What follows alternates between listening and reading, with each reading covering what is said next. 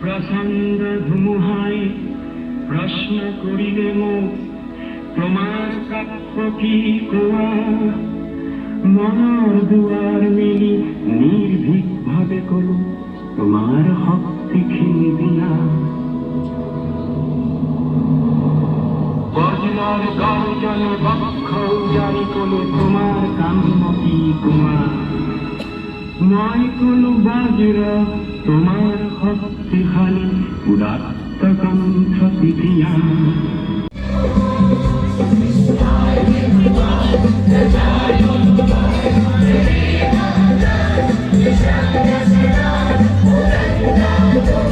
Yeah.